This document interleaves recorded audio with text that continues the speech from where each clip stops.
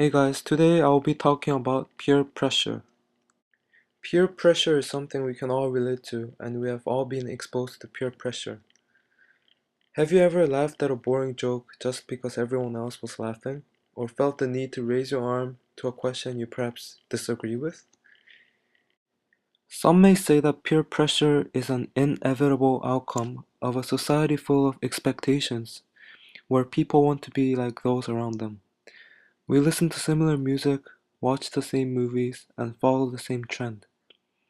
On the other hand, some may argue that peer pressure is a simple matter of one's social context and the environment they live in.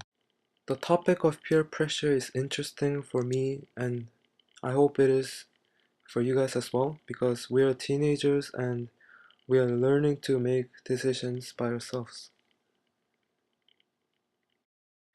Now, enough with the introduction. Choosing the human sciences as my area of knowledge, I was thinking of how I could relate a specific way of knowing to the topic of peer pressure. And after a while, I came up with a knowledge issue of what role does emotion play in our decision making under peer pressure?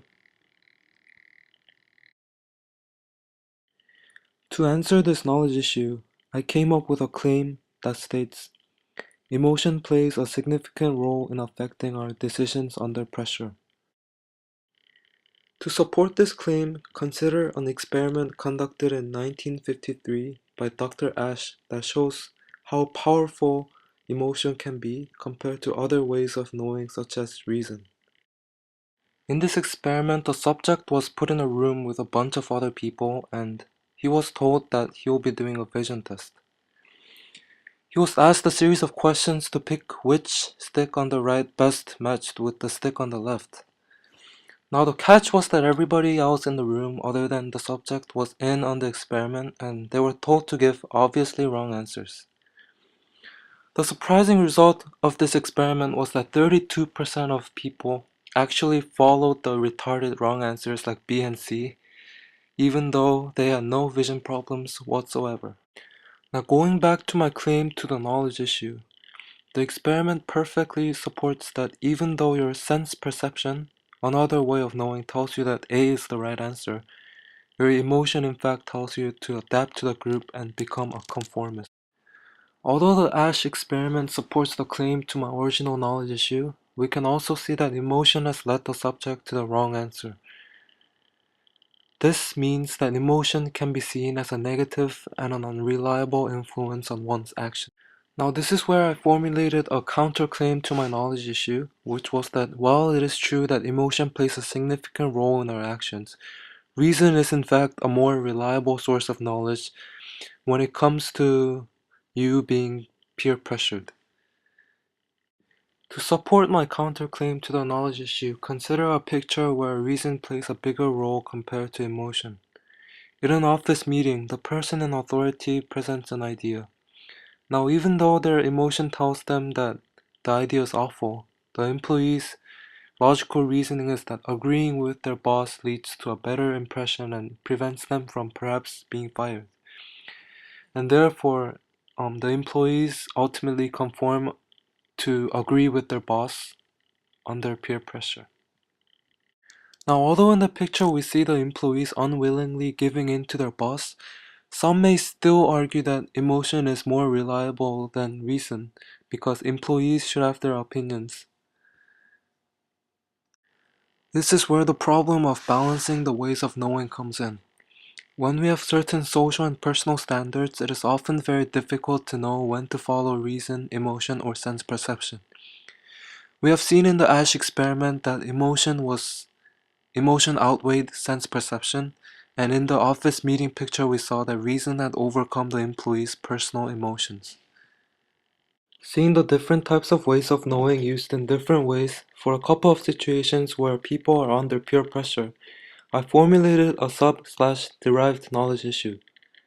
To what extent can we trust our emotion under peer pressure for decision making?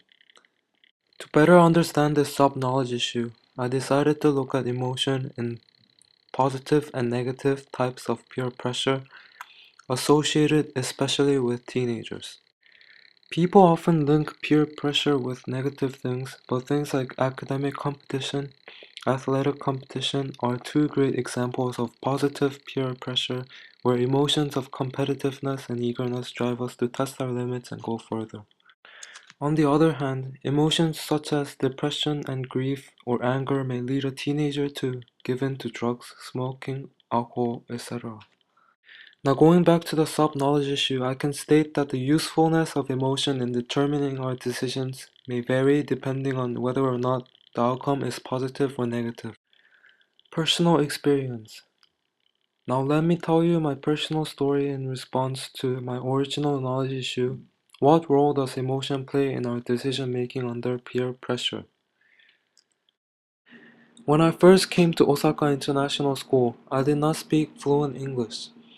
I was peer pressured to understand the classes in English and keep up to date with English homework that were at times difficult for me.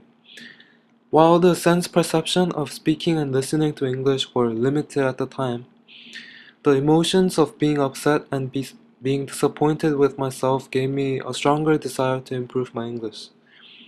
I felt that trusting my emotions had allowed me to overcome one of the most difficult challenges in my childhood, and as a result, I can say that personally that emotion in fact had a big role in my decision to improve my English level under a peer-pressured environment.